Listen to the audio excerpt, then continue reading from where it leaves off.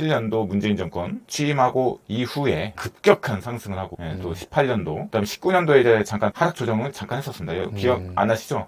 너무 잠깐. 상승장에 계시다 보니까 꿈속에서 도망다니는 저 악몽 엄청 많이 꿔요. 그래. 여러분들 악몽 안 꾸십니까? 인사 먼저 하고 시작할게요. 라님 오셨습니까? 안녕하세요. 안녕하세요.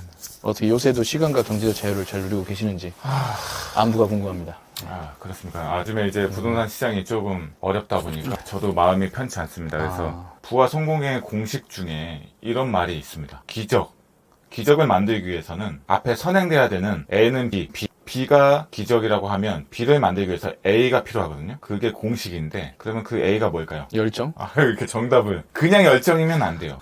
미친 열정. 그래서 우리가 이제 세상 살아가면서 와 저건 말도 안 돼 기적이다 하는 그쵸? 것들이 있어요. 네, 그게 그냥 가만히 있는 사람들한테 기적이 일어나지 않아요.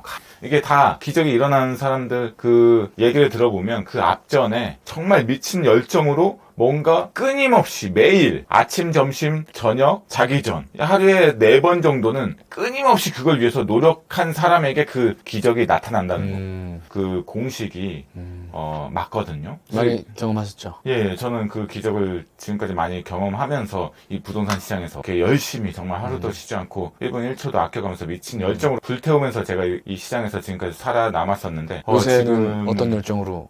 지금은 거의 뭐 어려운 열정으로 그렇다면 지금 라온님께도 힘든 점이 있다면? 전세 역시 매매가 뭐 떨어지고 뭐 조정받는 것은 괜찮습니다. 예, 그렇게 큰 문제가 아니에요. 그렇죠. 우리 투자자들한테는 매매가보다 더 중요한 게 현실적으로 확 와닿는 게 전세가입니다. 전세가. 그렇죠. 이제 만기가 됐을 때 금리가 인상된 시기에 내어주지 못하면 그렇죠. 문제가 생기니까. 그 문제가 생기기 전에 받는 극심한 스트레스. 여러분들은 뭐 하나만 맞추면 되지 않나요? 뭐 많아봤자 한두 개? 네, 저는 이제 2개. 저는 뭐 그냥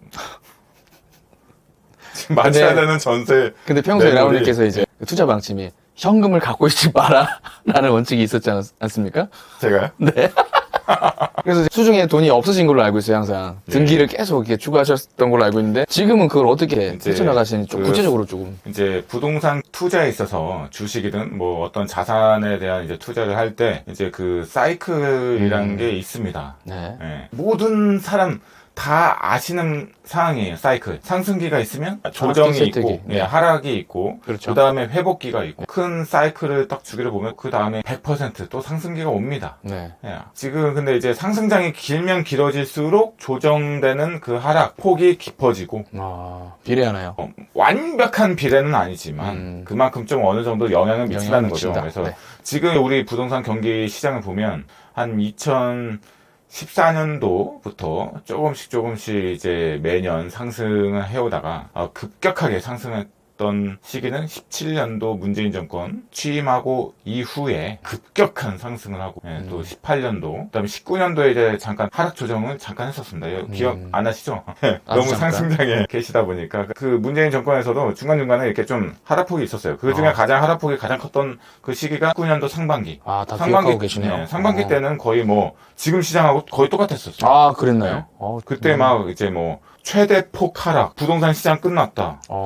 그때 그 찾아보면 다 나옵니다. 19년도 상반기 때 지금과 같은 그런 분위기였다. 근데 이제 그때는 어찌됐든 그런 상황 속에서 급격하게 다시 또 이제 회복 시장으로 그 변곡점이 빨리 오다 보니까 그냥 그런 시기가 있었나? 할 정도로 그냥 확 지나갔죠. 빠르게. 근데 이제 한 달 좀 민감하게 그렇게 투자 시장을 모니터링 했던 저 같은 경우에는 그렇죠. 그때 조금 이제 알고 있었죠.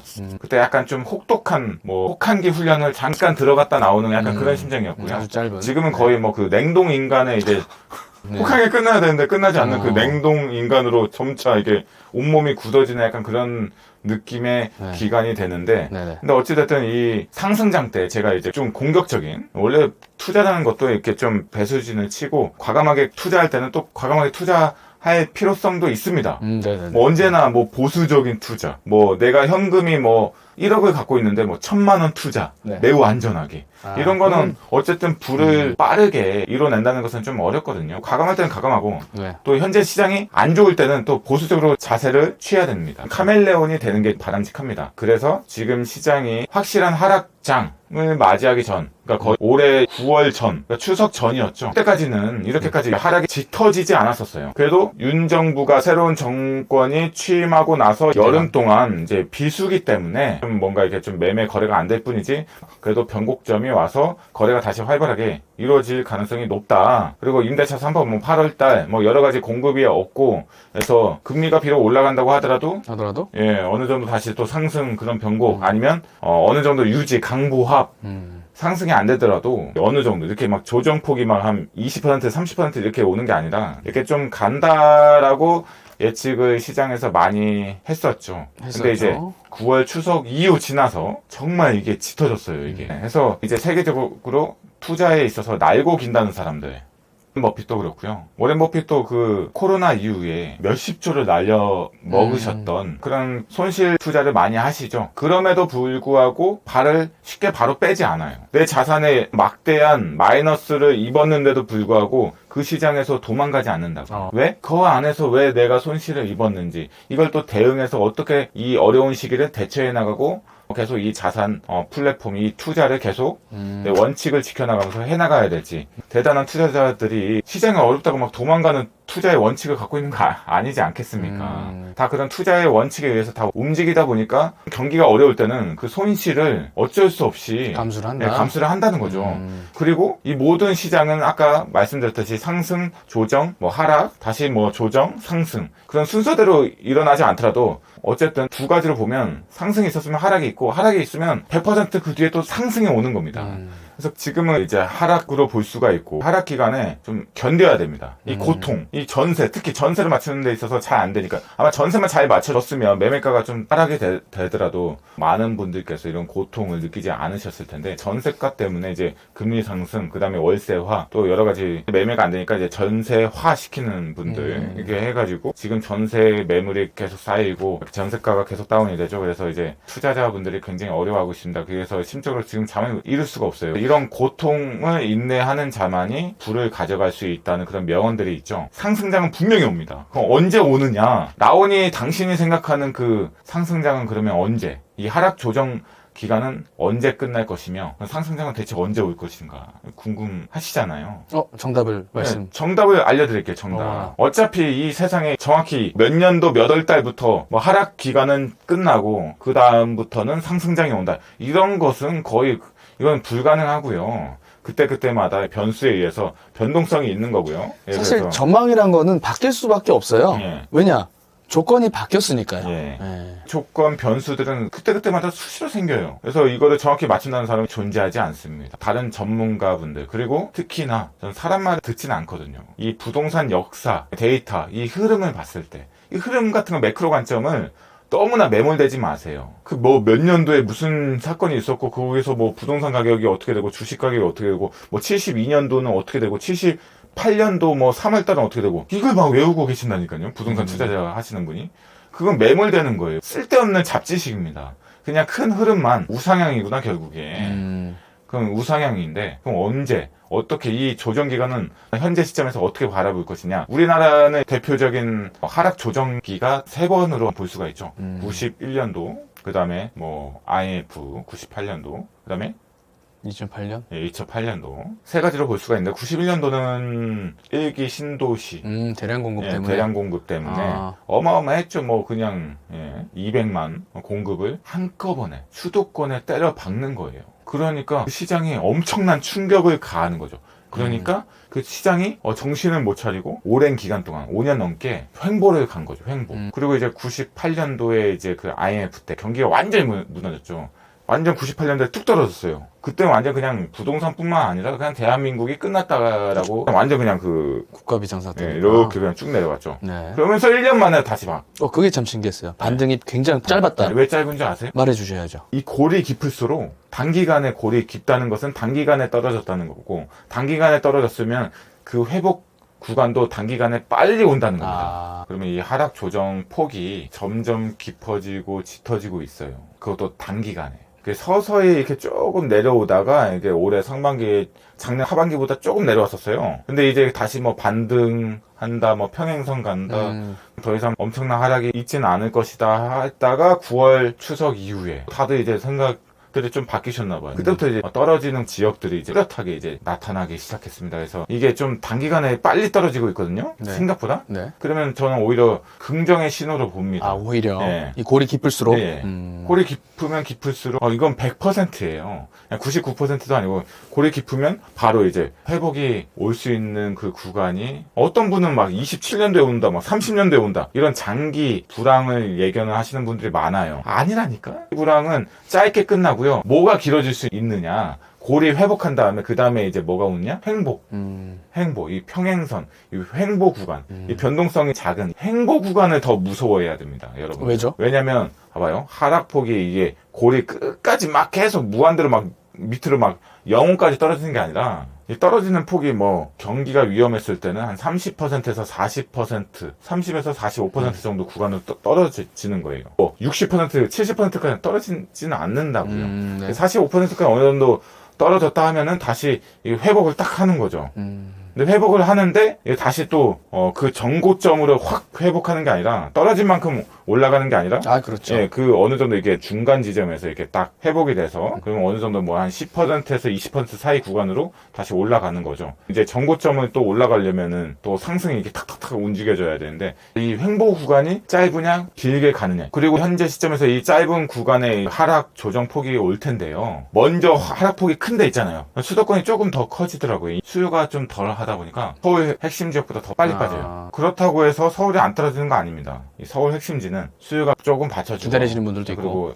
그리고 입주인분들께서 강하게 버티시죠. 버티고 있다 보니까 이게 천천히 내려오는 거죠. 근데 또 어떠한 정말 생각지도 못한 변수가 있어서 변곡점이 생기면 다시 또 이렇게 또 상승할 수 있지만, 이게 뭐 일단 이런 추세로 보면은 금리가 계속 올라가고 또 인플레가 잡히지가 않아요. 물가 상승이 지금 미국이 8%대고 이게 원래 2%대로 내려와야 이제 좀 안정권이 들어올 텐데 금리를 자꾸 올리고 달러 값도 계속 올라가고 있는데도 불구하고 물가는 잡히지 않는다. 물가는 잡히지 않고 계속 이제 안처한 상황으로 되다 보니까 바이드 할아버지께서 그리고 또 파월 그 형님 파울이야 파울 주고 싶어. 그래서 그 파울 형님이 바이든 할아버지하고 손을 잡고 세계 경제에 악재를 미치고 있는 건 사실입니다. 그래서 이제 언제 반등할 것이냐 그러면 빨리 보면 23년도 하반기를 생각하고 있어요. 23년도 하반기 딱 1년 남았네요. 왜? 24년 총선이고 우리나라는 정치적으로 결부가 돼 있다 보니까 네. 그냥 눈 떠 있는 장님처럼 그냥 맹목적으로 막 그냥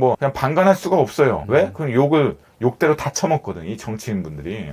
그래서 어떻게든 이 수단 방법 가리지 않고 좀 정책을 좀 완화시켜 줄 겁니다. 그리고 이제 두 번째 24년도에 총선 말고도 교통 호재와 일자리 호재도 많이 쌓여 있어요. 부동산 가격에 영향을 가장 미치는 게 뭐냐? 직주 근접. 예. 그렇죠. 첫 번째 직장 일거리예요. 일거리가 있어야만이 그 주변에 뭐 인프라가 생기고 뭐 환경이 좋아지고 그렇죠. 자연 환경도 플러스가 되고 1+1 개념으로 좋아지는 거거든요. 그래서 가장 중요한 게 일자리. 일자리가 없으면 뭐 주변에 뭐 자연 환경이 좋든 말든 다 상관없습니다. 살 수가 없죠. 예. 두 번째 뭐예요? 학군? 학군. 딱 두 가지예요. 가장 그 중에 큰 게 일자리. 일자리가 있어야만이 그 학군의 힘을 발휘합니다. 세 번째로 또 중요한 게 일자리가 가까이 없어도 그걸 이어주는 교통. 예. 그렇죠. 그래서 이 세 가지는 정말 이 부동산 가격의 가장 핵심. 그게 23년도부터 완공되는 시점입니다. 네, 이제 완공. 예, 네. 도래하기 때문에. 하나 둘씩. 그럼 23년도 하반기 때부터 뭔가 이렇게 엄청난 힘을 쓰려고 하겠죠. 우리 이 정부에서. 왜 총선에서 역전의 드라마를 만들려면 어쩔 수가 없습니다.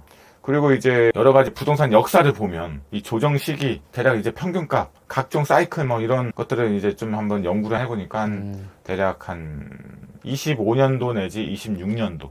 사이클로만 봤을 때도 늦어도 25, 26년에는 다시 좀 긍정적으로 돌려야 되니까 25년도로 하겠습니다. 그렇게 예측을 하시는 건가요? 그런 이제 부동산 역사를 보면 기간을 계산을 한번 해보면 예측이죠. 그래서 이제 25년도에서 26년도. 개인적으로는 근데 25년도가 되길 바라고. 그래서 이제 그 세 번째는 뭐냐? 장기 좀 불황, 침체가 생각보다 그런 횡보 구간을 말하는 거예요. 횡보 구간이 좀 오래 갈 경우, 이 경우에는 보통 한 7년도를 보더라고요. 네. 그러면 이제 답이 나왔죠. 첫 번째, 23년도 하반기, 1년 남았죠. 뭐 5년, 10년 기다리라는 말씀을 드리고 싶지 않아요. 짧으면 1년입니다. 첫 번째. 두 번째는? 24년. 네. 네? 응? 이 교통과 직장 이 계획들이 구체화되는 게 24년. 그게 첫 번째 아니었네? 23, 24가 첫 번째. 네. 그럼 두 번째는 25년. 부동산 역사를 봤을 때 주기를 보면 15년도, 26년도인데 개인적으로 25년도 아, 그렇죠. 네, 이게 두 번째. 세 번째 27년도. 저는 늦어도. 27년도는 좀 이건 좀 말이 안 된다고 생각합니다. 각종 지표, 그래프, 분석 전문가가 얘기하기를 약간 27년도에서 28년도 얘기를 많이 합니다. 저는 그렇게 오래 갈 것이라고 생각하지 않아요. 그래서 제가 보기에는 첫 번째하고 두 번째 가능성이 굉장히 높고요. 그 중에서 두 번째가 유력하게 볼 수가 있죠. 우리가 희망적으로 볼 수 있다는 것은 부동산 경기 정치와 연관되어 있고 이렇게 또 금리가 24년도부터는 좀 하락. 근데 뭐 네. 파월 형님이 뭐 그렇다고 뭐 금리를 1년밖에 안 올렸는데 뭐 경기가 망가진다고 해서 뭐 바로 내리지는 않습니다. 그럼 이 역사를 보면 연준에서 이렇게 행동하는 거 보면 막 한 3년, 4년 막 금리를 막 계속 막 그냥 네. 경기가 망가져도 상관없이 그냥 막 계속 밀어붙이는 게 연준이에요. 그 때에 따라서. 그래서 과거를 봤을 때, 데이터를 예, 봤을 때죠. 그래서 예. 이번에도 그냥 뭐 연준이 막 하는 행동을 보면 지금 막 무대포로 그냥 올리는 거예요. 이거 뭐 그냥 경기 세계 경제가 무너지든 말든 그냥 회복선을 막 터뜨리는 거죠. 왜? 물가 잡아야 되니까. 물가 잡고 미국이라는 그 나라 경제가 더 우선이니까. 그렇죠. 그래서 뭐 별로 신경 안 씁니다. 그래서 근데 이제 고금리가 된다고 해서 우리는 적응의 동물이죠. 고금리도 적응하게 돼 있어요, 사람은. 근데 이제 많은 분들이 이제 또 예상하는 바로는 전문가 이제 경제학자분들께서 또 이제 보면은 24년도부터는 이제 금리가 상반기 때부터 뚝뚝 떨어지는 그래프를 이제 예측을 하고 있어요. 그래서 23년도 상반기까지는 계속 올라가되 23년도 하반기에는 금리가 유지되고 24년도 하반기는 하락되고 그러니까 이제 그런 금리 예상 추이와 우리 정치권 총선과 부동산의 각종 호재와 네 번째 그런 심리적 저항, 그 다음에 적응력, 금리에 대한 적응력이 이제 또 마지막 다섯 번째. 24년도 되면은 이 서울 수도권은 이제 공급량이 미친 듯이 이제 꼬꾸라지기 때문에 그래서 이런 부동산 가격에 영향을 줄 수 있는 여러 가지 플러스 요인이 될 만한 이런 마이너스보다 플러스 될 만한 요인들이 24년도에는 많아진다는 거예요. 몰려있군요. 그래서 한 1년만 변동될 수 있어요, 여러분들. 근데 이제 1년만 러프하게 1년만 한번 견뎌보시고요. 실입주가 가능한 세입자가 나간다고 했을 때 그때 이제 매도를 할 수밖에 없습니다. 그래서 매도도 한번 고려 한번 해보시고요. 근데 이제 최대한 한번 이제 1년 뒤에는 또 변곡점이 올 수가 있으니까 전세를 한번 잘만 맞춰보는 거에 집중 한번 해보세요. 전세 맞추는 좋습니다. 거에 성공만 한다고 하면 여러분들 이 어려운 위기는 금방 지나갑니다. 최근에 전세 맞추셨을 때 어떤 전략 간단하게 몇 가지만 짚어주시면 일단 부동산에 좀 여러 군데 내놓는다. 그렇죠. 첫 번째. 두 번째. 그 다음에 집을 언제든지 볼 수 있게끔 세입자분들한테 협조를 구하거나 아니면 비어있는 경우 공실 비밀번호 알려줘서 즉각 대응해주고. 그렇죠. 그 다음에 이제 세 번째. 이제 부동산 입장에서는 매물들이 다양해요. 여러 개 있고. 축적되어 있는 상황이니까. 가끔 이제 뭐 헷갈릴 때도 있고 손님이 왔을 때 가장 1순위로 먼저 가장 보여줄 수 있는 그 가능성이 높이려면 뭐 어떻게 해야 되겠습니까? 아무래도 복비를. 이 복비를 시장 경제 논리입니다. 자본주의 경제 원리. 그렇죠. 시장 원리. 네. 복비 더블로 주겠다. 저 같은 경우는 지금 원하는 가격에 전세를 내면 현금 200만 원을 이자 쪽으로. 이자 때문에 반전세를 하겠다고 하시니까 그래 그 이자 내가 드리겠다. 이렇게 저는 이제 조건을 제가 들어가고 걸어놨고요. 싶네요. 들어오세요. 그리고 당연히 복비는 더블이고요. 그리고 부동산은 정확히 53군데를 제가 53군데 컨택도 하면서 주기적으로 문자 보내드리고 사진자료 영상자료 보내드리고 노력하고 있는데 아직은 안 나가요. 하지만 나가지 않을까. 그리고 이제 또 중요한 것은 부동산 사장님께서 이 문자 전화만 하는 것을 별로 안 좋게 생각하시는 분들이 간혹 있어요. 종종 문자만 딸랑 보낸다. 그래서 별로 각인이 안 돼요. 부동산 사장님한테. 각인시키려면 계속 이제 문자 전화는 일주일에 한 번, 찾아뵙는 것은 2주에 한 번. understand? 원칙이 있네요. 예, 그게 기준이에요. 기준 깃발을 제가 다 꽂아 드리잖아요. 모든 것은 기준이 있고 기준에 의해서 움직이는 거예요. 또 뭐가 있죠? 네 번째, 그냥 왔다 갔다 하세요. 지역에. 네. 그래야 이제 좋은 기운을 나의 그 미친 열정의 일부를. 미친 열정의 일부 양자 물약도 있지 않습니까? 그렇죠. 집구석에서 울고 계시는 것보다 그 기운이 안 좋은 기운이 막 나오거든요. 될 일도 안 되고. 그래서 그 전세를 맞춰야 되는 그 매물 현장에 가서 알겠습니다. 뭐 비어 있으면 거기서 뭐 밥을 먹으면서 좋은 기운도 생각하면서 거기서 이제 또 책도 보고 거기서 그냥 또 손님들 온다고 하면 또 부동산도 들리고 막 그 집에 가서 또 청소도 하고 화장실도 팍팍 닦아보고 하라는 거예요. 그다음에 기도도 한번 해보고. 저는 그럼 내일 종로와 중랑구를 한번 예. 방문하겠습니다. 네. 제가 그렇다는 거예요. 제가 비어있거나 세입자가 사시는 분들 그 전세가 안 나가잖아요. 나갈 때까지 계속 그래 실제로 내보내셨잖아요. 네. 아직도 더 남으셨지만. 네. 네. 그래서 알겠습니다. 지금 제가 밤마다 집에 안 있고 어느 날 여기 갔다가 저기 갔다가 전세를 빼야 되는 곳마다 계속 가 있습니다. 좋습니다. 미친 열정. 네, 미친 열정. 기적을 부르는. 네. 네. 그래야 알겠습니다. 그 좋은 기운이 그 부동산에 전달이 돼서. 사실 일리가 있어요. 네. 찾아온 사람, 열정을 보이는 사람 걸 먼저 소개해 줄 수 있잖아요. 그렇죠. 거기다 복비도 더 준대. 그렇죠. 그러면 뭐 이것도 해야지. 나도 바로 막 하겠네. 가만히 있는 것보다는. 다음 주에 나가겠습니다. 어딜 나가요? 그 전세. 제 거요? 네. 이번 주에 나가야 됩니다. 이번 주? 이번 주에 나갑니다. 네, 하루 이자가 4만 원. 아. 네, 감사합니다. 네, 이번 주 토요일 날. 네. 계약서 쓰러 가시죠. 알겠습니다. 네.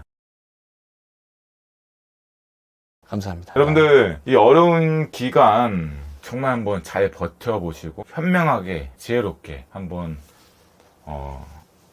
대응, 극복 한번 해보는 걸로 누구랑? 나온과 함께 유튜브를 보시면서 영상을 보시면서 좋아요 꼭 눌러주시고 좋아요 그 다음에 같이 한번 생각을 해보시고 같이 고민하고 같이 대화도 나누고 말문이 막혔을 때는 같이 현장에도 한번 가보시고 단톡방으로 오세요. 지난번 영상에 제가 말씀드렸죠. 유튜브는 일주일에 한두 번밖에 영상을 올리지 못하지만 제가 매일같이 소통하는 공간이 있습니다. 그래서 여러분들 이제 이메일로 전화번호를 꼭 기재해서 보내주시면은 단톡방 초대 연락을 드려서 들어올 수 있도록 하겠습니다. 아무나 못 들어옵니다. 디테일한 소통의 창은 카카오톡 단톡방으로. 이 어려운 시장 상황 속에서 어떤 마인드를 가지고 버텨야 되느냐, 그리고 라온님이 생각하는 부동산이 언제 회복될 것인가에 대한 단계적 전망, 그리고 근거, 그리고 그 재료들, 요소들 한번 알아봤습니다. 제가 매일같이 하루도 빠짐없이 막 요즘에 막 현장을 다니고 있어요. 그래서 그 현장의 소식을 들으시면서 대응해 나가시면 될 것 같습니다. 오늘 여기까지 하겠습니다. 감사합니다.